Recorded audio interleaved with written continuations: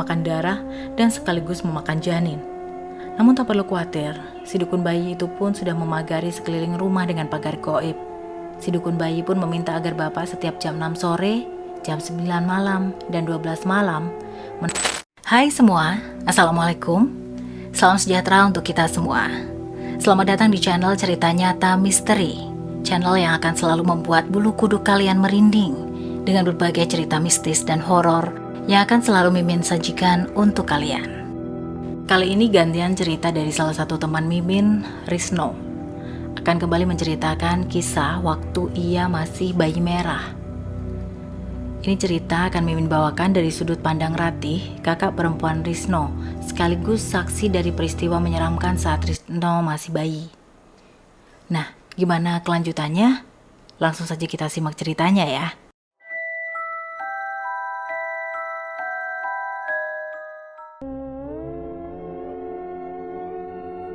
Kala itu 22 Agustus 1994, tepatnya pukul 01.00 dini hari. Ada desiran angin kuat di sekeliling rumah. Angin itu semakin kuat berembus diiringi derap suara langkah kaki yang seperti berjalan-jalan di atas atap rumah. Aku yang saat itu sedang menunggu ibuku menjelang kelahiran Risno di kamar bersama dengan dukun bayi berharap-harap cemas. Begitu pula dengan bapak yang berjalan-jalan keluar masuk kamar karena khawatir menanti buah hati yang kedua akan lahir. Di antara rasa cemas, khawatir, dan lelah karena menunggu proses kontraksi dari jam 6 sore sampai menjelang dini hari, kami pun tak henti-hentinya mengumandangkan doa di bibir kami agar dijauhkan dari segala sesuatu yang tidak diinginkan.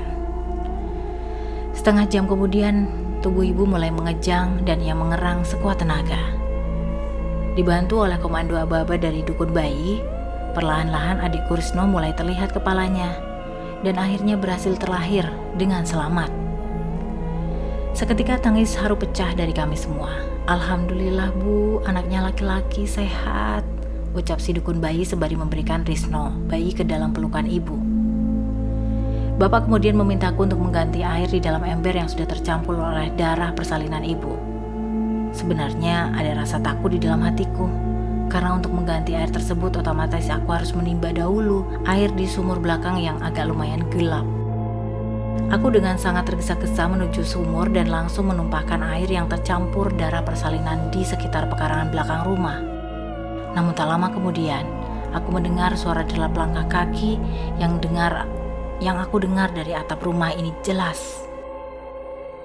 Terdengar seperti ada di dekatku. Aku memang agak sedikit bergidik ketakutan. Namun aku masih mencoba menghibur diri jika itu mungkin hanya seekor kucing kebetulan lewat. Pandanganku kembali terfokus ke arah sumur setelah selesai kutumpahkan air kotor tersebut.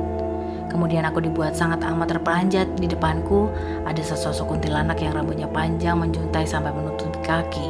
Mulut kuntilanak itu mengecap-ngecap, mengeluarkan air liur yang menetes seperti sedang menyicipi sesuatu. Manis. Sungguh nikmat sekali. Hihi. Kuntilanak itu kemudian bersuara dan seketika menunjukkan wujudnya yang ternyata tidak memiliki wajah. Hanya mulutnya yang panjang, menyeringai serta lidahnya yang menjulur. Aku yang amat ketakutan langsung lari ke dalam rumah sambil membawa ember kosong dan segera mengunci pintu. Dengan nafas yang masih tersengal-sengal, bapak menghampiri kemudian bertanya, "Nak, kok embernya kosong?" Aku tidak bisa berkata apapun kecuali menangis sejadinya.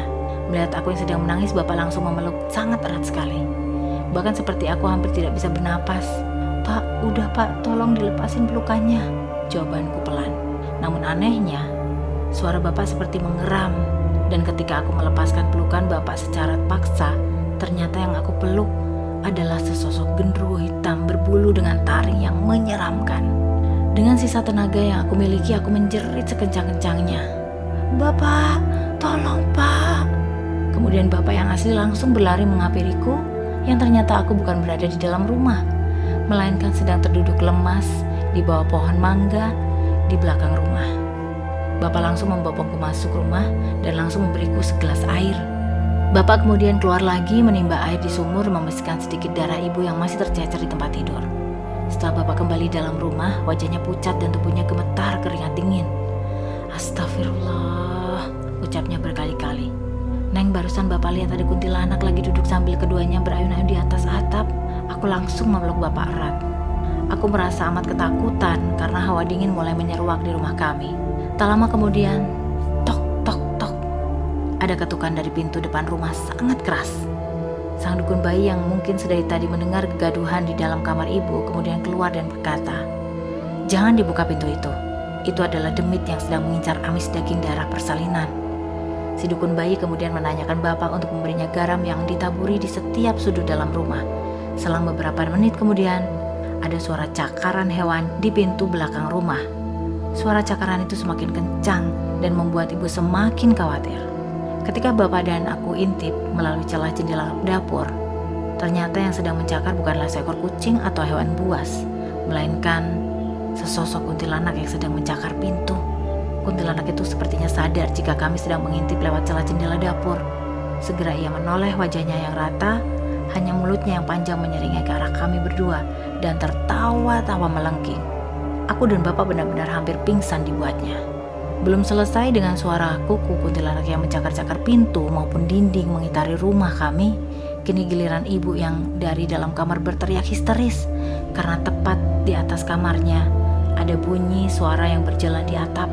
Ibu berkali-kali meyakini kami semua jika itu bukanlah seekor kucing, karena terdengar suara langkah kakinya seperti langkah manusia. Kami menjadi semakin panik karena Risno mulai menangis keras seperti ketakutan akan sesuatu. Beruntunglah di saat kepanikan kami, sang dukun bayi ternyata memiliki indera keenam sekaligus paham mengenai makhluk tak kasat mata. Ia kemudian menggendong Risno dan menyenandungkan lagu sampai Risno kembali terlelap tidur. Setelah Risno tertidur, ia mengambil air yang sudah dibawakan oleh Bapak, kemudian membasuh wajah ibu serta mengumandangkan lantunan ayat suci Al-Quran dengan merdu sampai ibu merasa tenang. Sang dukun bayi lalu keluar dari kamar dan menjelaskan jika jangan gegabah saat sesudah persalinan, karena saat-saat itulah para demit beramai-ramai berebut untuk memakan darah dan sekaligus memakan janin. Namun tak perlu khawatir, si dukun bayi itu pun sudah memagari sekeliling rumah dengan pagar gaib. Si dukun bayi pun meminta agar Bapak setiap jam 6 sore, jam 9 malam, dan 12 malam menaburkan garam kasar di setiap sudut rumah sambil membacakan ayat kursi, An-Nas, dan Al-Falaq. Setelah sedikit berbincang-bincang, sang dukun bayi itu pun pamit untuk pulang. Sempat Bapak berkata, "Nek, tunggu saja di sini. Sebentar sampai menjelang subuh. Nanti saya antar nenek," ucap Bapak. Namun sang dukun bayi tetap ingin pulang malam itu sekitar pukul 3 dini hari. Ada hal aneh yang terjadi saat si dukun bayi menolak uang yang Bapak berikan. Ia berkata, jika ikhlas membantu ibuku yang mau melahirkan, dan itu pun sebagai bekal untuk di akhirat nanti. Sang dukun bayi kemudian meminta didoakan agar ia bisa kembali pulang dengan selamat dan tidak kekurangan suatu apapun. Bapak sempat berceloteh, "Nek, kok ngomongnya kayak mau meninggal?" Namun si dukun bayi itu hanya tersenyum lalu pergi. Menjelang ba'da subuh, aku dan Bapak mendengar sama-sama pengumuman dari pengeras suara masjid. Innalillahi wa inna ilaihi roji'un, telah berpulang ke hadirat Gusti Allah almarhum Nek Yatun. Sontak saja aku dan Bapak saling beradu pandang. Aku hampir tak menyangka jika Nenek Yatun yang baru saja mengurusi persalinan ibu ternyata sudah meninggal. Bapak segera menuju ke rumah Nenek Yatun si dukun bayi, sedangkan aku diminta untuk menjaga ibu dan Risno di rumah. Batinku kemudian bertanya-tanya, apa mungkin Nenek Yatun meninggal di jalan saat ia pulang ke rumah ya? Ataukah selama persalinan tadi ternyata Nenek Yatun sudah meninggal? Pertanyaan itu masih kusimpan dalam hati. Sampai pada akhirnya Bapak kembali pulang dengan raut wajah yang lesu. Tanpa kutanya, Bapak langsung menceritakan apa yang terjadi barusan. "Ratih, Nenek Yatun ternyata sudah meninggal dari kemarin siang. Bapak sampai dibuat gak percaya," ucap Bapak mengagetkanku. "Hah? Kok bisa Pak Nenek Yatun meninggal? Kan tadi sore Bapak sendiri yang jemput Nenek Yatun di rumah," jawabku. Seolah tak percaya. "Iya, memang pas ba'da maghrib Bapak jemput Nenek Yatun si dukun bayi di rumahnya. Cuman saat itu Nenek Yatun sedang duduk di teras rumah seperti tidak ada tanda-tanda apapun. Bapak juga gak sempat masuk ke dalam rumah nenek. Nah ternyata tadi pas Bapak datangi ke rumah nenek, menurut Disa, anak Nenek Yatun yang rumahnya gak terlalu jauh dari rumah si ibu, bilang jika ibunya sudah gak keluar rumah dari kemarin. Karena curiga, Dirsa kemudian mendobrak pintunya dan menemukan nenek sudah meninggal. dan tubuhnya sudah kaku membiru. Tutup cerita bapak. Aku benar-benar tidak akan pernah melupakan kenangan menyeramkan menjelang adikku lahir itu. Di satu sisi kami merasa senang karena jumlah anggota keluarga kami bertambah, namun kami merasa sedih mengingat kebaikan nenek Yatun, sang dukun bayi di akhir hayatnya. Saat siang hari, bapak langsung menguburkan Ari-Ari Risno di belakang pekarangan rumah nenek Yatun, sang dukun bayi, agar kami selalu mengingat akan jasa beliau. Selesai. Sekian kisah yang dapat Mimin sampaikan kali ini. Mohon maaf jika ada salah kata ataupun pengucapan dalam Mimin membawakan cerita. Akhir kata Mimin pamit. Wassalamualaikum warahmatullahi wabarakatuh.